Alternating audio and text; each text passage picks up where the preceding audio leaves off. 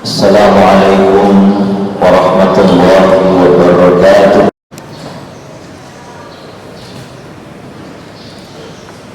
Alhamdulillah wa kafa,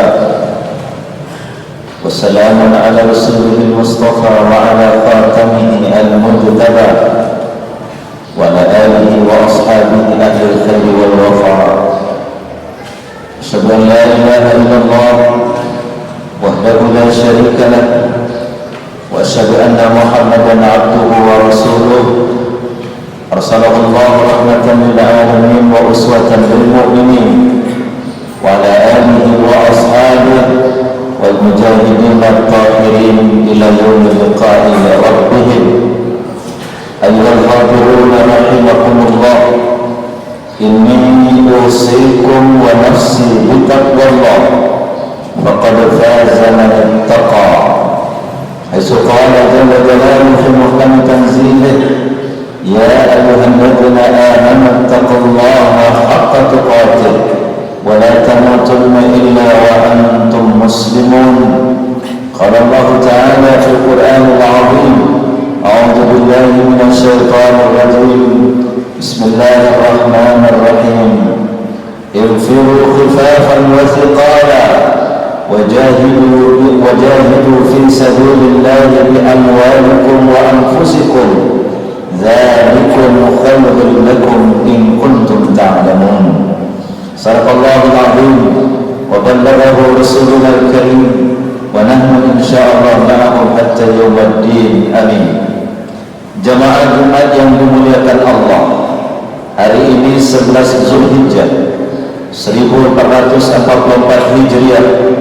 Saudara-saudara kita yang sedang berada di tanah haram, mereka sedang berada di Mina, dan hari ini adalah hari terakhir bagi yang nafar awal, dan besok adalah hari terakhir bagi yang nafar tsani.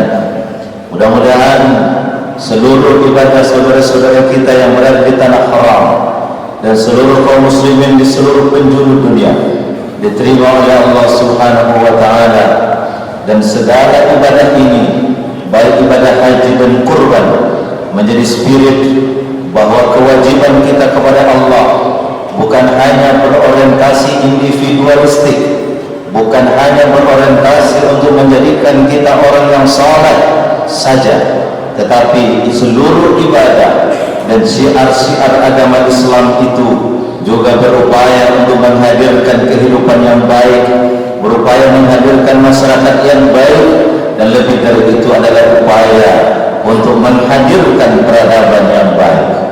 Hadirin jamaah Jumat yang dimuliakan Allah, kalau kita melihat kajian-kajian para ulama kita terkait dengan peradaban, paling tidak ada 3 rukun dari peradaban itu.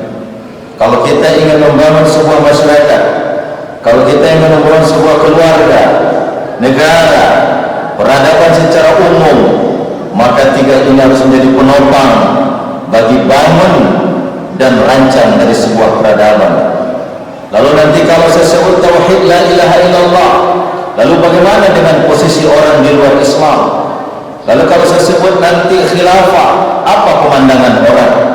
Kalau saya sebut nanti restorasi, seperti apa tanggapannya?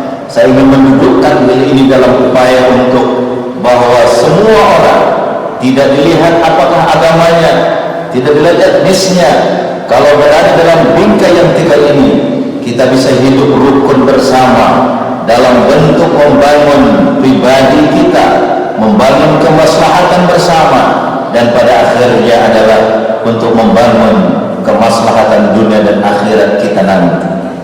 Yang pertama adalah rukun dari peradaban itu adalah tauhid. Yang kedua, rukun dari peradaban itu adalah khalifah, dan yang ketiga, rukun dari peradaban itu adalah islah. Yang pertama, apa itu tauhid? Tauhid itu pada intinya ada 3 hal. Tauhid itu adalah the unity of creation. Tauhid itu adalah satu dalam penciptaan, yang menciptakan kita semua, yang menciptakan alam semesta, yang menciptakan bumi beserta seluruh isinya. Dialah Tuhan yang satu, la ilaha illallah. Itulah yang diajarkan oleh seluruh Nabi dan Rasul, dimulai dari Nabi Adam alaihissalam, dimulai dengan Rasul pertama Nuh alaihissalam, ditutup oleh Nabi Muhammad sallallahu alaihi wasallam, dan menjadi misi seluruh dai, menjadi misi seluruh orang yang berupaya untuk mengajak ke dalam Islam. Qul hadhihi sabili ad'u ila Allah ala basiratin ana wa man ittaba'ani. Tauhid adalah satu kesatuan pencipta, bahwa alam dan seluruh isinya, kita yang ada di tempat ini dengan segala potensi-potensi yang kita miliki, dia adalah diciptakan oleh Allah Subhanahu wa taala. Yang kedua pada itu adalah the unity of existence, bahwa ada satu tujuan eksistensi. Kita lahir ke dunia ini bukan tanpa misi. Kita ditempatkan bukan di ruangan hampa tanpa kerja. Kita dilahirkan ada misi yang satu. Misinya adalah untuk beribadah kepada Allah Subhanahu wa taala. Wa ma khalaqtul jinna wal ins illa liya'budun. Tidaklah aku ciptakan jin dan manusia kecuali adalah untuk mencipta, untuk mengabdi kepada Allah. Mengabdi itu adalah the unity of existence, bahwa satu misi keberadaan kita. Yang ketiga adalah bahwa satu keilmuan kita. Keilmuan kita itu menunjukkan bahwa ada tiga hal yang tidak bisa dipungkiri oleh manusia. Yang pertama, bahwa dia adalah tidak kekal. Itu tidak bisa dipungkiri oleh setiap manusia. Tidak ada orang yang menyatakan bahwa dia akan kekal di muka bumi ini. Tidak ada orang yang menyatakan bahwa dia tidak punya Tuhan, dan tidak ada orang yang menyatakan bahwa dia abadi di sini. Itu maksudnya satu keilmuan kita, bahwa kita di sini tidak selamanya. Kita di sini hanya mampir sementara. Ini bukan kampung kita, ini bukan tempat tinggal kita, ini hanya tempat mampir. Nanti datang waktunya kita pulang. Inilah satu tujuan daripada hidup kita, bahwa kita akan kembali kepada Allah. Yang kaya mati, yang miskin mati, yang berpangkat mati, rakyat jelata juga mati. Semua orang kembali kepada Tuhannya. Maka kalau tiga misi tauhid ini dibangun, kita akan bisa sama-sama membangun masyarakat yang baik, bahwa kita diciptakan oleh Allah. Kita adalah punya satu tujuan eksistensi kita untuk menyembah kepada Allah. Kemudian kita satu tujuan hidup kita akan kembali kepada Allah. Apakah dengan begitu kita tidak bisa memberikan ruang kepada orang di luar kita? Saya sering menyampaikan bahwa orang yang bertauhid, orang yang meyakini kebenaran agamanya, maka dia punya dua prinsip. Dalam prinsip beragamaku, saya akan radikal terhadap agama. Saya harus pegang agamaku sekuat tenaga. Saya harus yakin bahwa kitab pula yang paling benar, atau kitab pula yang benar. Saya harus yakin bahwa agama pula yang benar. Saya harus yakin bahwa Tuhan pula yang benar. Saya harus yakin Nabi pula yang benar. Itu dalam konsep ke dalam. Tapi dalam konsep keluar, kita bisa menerima orang lain dalam bentuk lakum dinukum waliyadin. Maka oleh karena itu, orang yang bertauhid tidak mungkin radikal. Orang yang bertauhid tidak mungkin intoleran. Orang yang tidak mungkin menimbulkan kampanye-kampanye anti kemanusiaan. Kenapa? Yang menciptakan semuanya adalah Allah, dengan segala diferensiasinya, dengan segala perbedaannya. Maka tauhid ini membangun menjadi jati diri sebuah peradaban. Maka ada seorang ulama mengatakan, andaikan tidak ada tauhid, manusia tinggal di muka bumi ini seperti perkumpulan binatang. Maka oleh karena itu, dalam kajian-kajian sosiologi Islam dibedakan antara maju, berkembang, dan sukses. Yang maju belum tentu berkembang, yang berkembang belum tentu sukses. Apa bedanya antara maju, berkembang, dan sukses? Kalau berkembang itu penambahan aset, itu berkembang. Kalau maju penambahan value.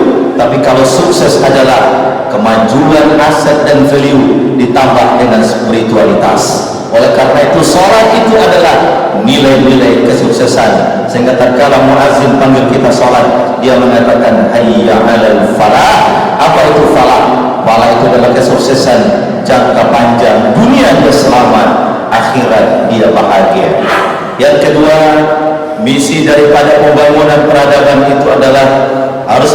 menghadirkan pemimpin yang baik, menghadirkan orang-orang yang tahu dan takut kepada Allah dan sayang kepada rakyatnya. Kalau kita lihat misalnya dalam surat Ibrahim ayat 37, yang kita lakukan ini sekarang ibadah haji dan kurban, itu inspirasinya dari Nabi Ibrahim alaihissalam. Dalam Ibrahim ayat 37 Allah mengatakan, sebagai seorang bapak yang mengorbankan anaknya, dan sebagai abal anbiya, dan dialah yang pertama kali mengajak orang untuk berangkat ke tanah suci dalam perintah Allah, wa'adzim fil nasi bil haji ya'tuka rijalan wa ala kulli dhamir ya'tina min kulli fajjin amiqa. Apa kata Nabi Ibrahim alaihissalam, dan itu direkap oleh Quran surat Ibrahim ayat 37, Rabbana inni askantu min dzurriyyati biwadin ghairi dzi zar'in inda baitikal muharram. Ya Allah, aku tinggalkan anak keturunanku biwadin ghairi dzi zar'in, dalam sebuah wadi, sebuah tempat di tanah Makkah yang tidak punya apa-apa, tapi dia punya satu nilai, inda baitikal muharram, dekat Ka'bahmu ya Allah. Maka pemimpin Nabi Ibrahim alaihissalam sebelum memikirkan makanan buat anaknya, sebelum memikirkan berbagai macam kebutuhan pangan, yang dia pertama pikirkan adalah apakah keberadaan anak dan keturunanku nanti dekat dengan sumber-sumber spiritualitas. Inni askantu min dzurriyyati biwadin ghairi dzi zar'in inda baitikal muharram. Maka kekhalifahan yang kita maksud adalah bagaimana pemimpin kita, bagaimana kita setiap yang menjadi pemimpin kita ini. Kita ini adalah kullukum ra'in, kullukum mas'ulun an ra'iyati. Kita harus memikirkan, kalau saya tinggalkan anak saya di sebuah rumah, apakah dia dekat dengan nilai Allah atau tidak? Kalau saya membangun sebuah kawasan, apakah kawasan itu mendekatkan orang kepada Allah atau tidak? Makanya Nabi Ibrahim alaihissalam begitu menempatkan putranya Ismail dengan Siti Hajar, dia mengatakan, Rabbi inni askantu min dzurriyyati biwadin ghairi dzi zar'in inda baitikal muharram, di dekat Ka'bah. Ka'bah adalah simbol spiritualitas. Maka oleh karena itu kita harus memikirkan, apakah nanti anak-anak kita dengan desain sebuah komunitas kita, dia masih kenal Allah atau tidak. Maka dalam sebuah lembaga pendidikan saya sering mengatakan ada 3 poros yang harus kita bangun. Ada poros spiritualitas, ada poros intelektualitas, dan ada poros sosial. Poros intelektualitas itu kampus, itu kelas, itu laboratorium, itu poros intelektualitas. Poros spiritualitas itu masjid, dan poros sosial itu masyarakat sekitar kita yang menjadi poros spiritual kita, poros sosial kita. Maka oleh karena itu pemimpin itu pertama kali dia pikirkan adalah dia harus mendekatkan anak buahnya, mendekatkan keturunannya kepada sumber-sumber spiritualitas. Inda baitikal muharram. Yang kedua, liyuqimus shalah. Kalau dia sudah dekat dengan sumber spiritualitas, maka dia akan melakukan ibadah yang wajib dia lakukan, yang dia melapor kepada Tuhannya tiap hari. Apa itu? Salat. Kalau salat ditinggalkan, Al-Quran mengatakan, fakhalafa min ba'dihim khalfun adha'us salata wattaba'us syahawat fasawfa yalqawna ghayya. Kalau datang sebuah generasi, kata Quran, ini Quran yang ngomong, bukan kiai. Fakhalafa min ba'dihim khalfun. Kalau kita menciptakan mahasiswa, menciptakan anak didik, menciptakan generasi, kemudian mereka jauh dari sholat, adha'us salat. Kalau mereka jauh dari sholat, maka yang kedua akan dilakukan wattaba'us syahawat, maka dia akan ditunggangi oleh syahwat. Kalau sholat ditinggalkan, sholat dilarikan, syahwat menjadi tunggangan, maka yang ketiga pasti Allah mengatakan fasawfa yalqawna ghayya, dia akan hancur. Kalau sholat ditinggalkan, akibat kedua apa? Syahwat, ketamakan akan muncul. Kalau hewan tamak, Pak, yang dia makan adalah makanannya, setamak-tamaknya sapi yang dimakan adalah rumput.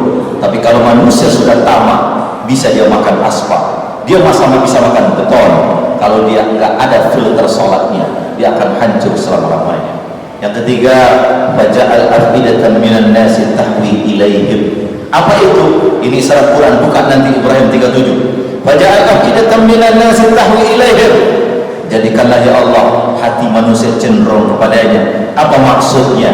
tugas kepemimpinan itu merekatkan hati, membangun komunitas, membangun cinta, membangun kasih sayang. Oleh karena itu Nabi SAW disebutkan oleh Allah, laqad ja'akum rasulun min anfusikum azizun alaihi ma anittum harisun alaikum bil mu'minina raufun rahim.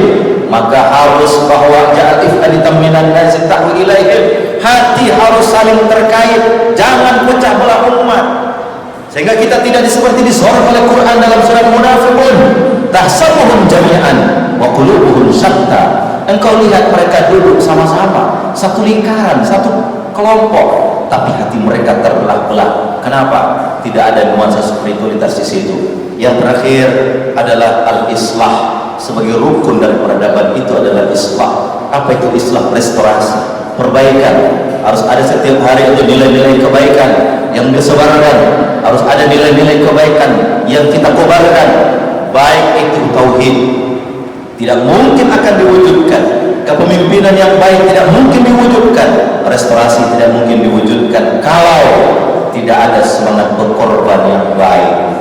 Orang tidak mungkin datang ke masjid kalau tidak ada pengorbanannya. Orang tidak mungkin akan menyembelih hewan kurban kalau tidak ada pengorbanannya dalam hatinya. Oleh karena itu Allah tidak memerintahkan Nabi Ibrahim menyembelih Ismail, yang diperintahkan oleh Allah kepada Nabi Ibrahim sembelih rasa kepemilikan akan itu. Yang disuruh bukan menyembelih Ibrahim, menyembelih Ismail. Yang disuruh adalah sembelih rasa kepemilikan kita. Itu yang membuat kita hancur, itu yang membuat kita sombong, itu yang membuat kita angkuh, itu yang membuat kita merasa hebat, karena kita merasa memiliki, padahal tidak ada yang bisa kita miliki di dunia ini. Semua milik Allah Azza wa Jalla. Lillahi mulkus samawati wal ard. Semua yang kita miliki sekarang ini titipan di tangan saja. Suatu ketika Allah bisa ambil. Kalau bukan Dia tinggalkan kita, kita meninggalkan Dia. Oleh karena itu korbankan, korbankan, korbankan. Jangan pernah merasa memiliki. Kalau sudah punya rasa memiliki, kesombongan, keangkuhan, keakuan akan muncul, dan itu akan menjadi tunggangan bagi orang-orang. Dan kalau itu ada, maka dia akan hancur. Fa'tabiru ya ulil absar la'allakum tuflihun. Allahumma salli ala sayyidina Muhammad wa ala ali sayyidina Muhammad.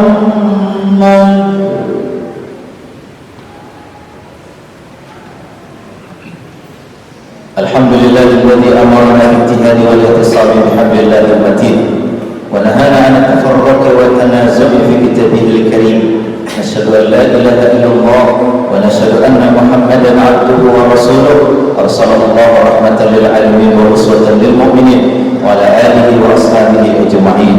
Innallaha wa malaikatahu yusalluna 'alan nabi ya ayyuhalladzina amanu sallu 'alaihi wa sallimu taslima.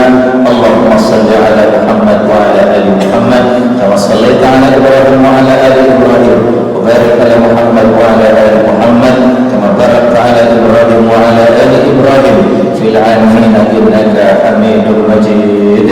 Allahumma ighfir lil muslimina wal muslimat wal mu'minin wal mu'minat al-ahya'i minhum wal amwat innaka sami'un qaribun mujibud da'wat ya qadhil hajat. Allahumma ballighna Makkah wal Madinah wal Arafah wa Mina Musdalifah warzuqna hajjan mabrura wa sa'yan mashkura warzuqna ziyarata qabri nabiyyika Muhammadin sallallahu alaihi wasallam. Allahumma arzuq man yahujjuka hadzal yawm ya Allah, ma yazuljuka hadzal sana ya Allah, warzuqhum hajjan mabruran wa sa'yan mashkuran wa dhanban maghfuran wa tijaratan lan tabura. Rabbana atina fid dunya hasanah wa fil akhirati hasanah wa qina adzaban nar. Wa sallallahu ala khairi khalqih sayyidina Muhammad wa alihi al-athhar wa ashabihi al-akhyar wa akhir da'wana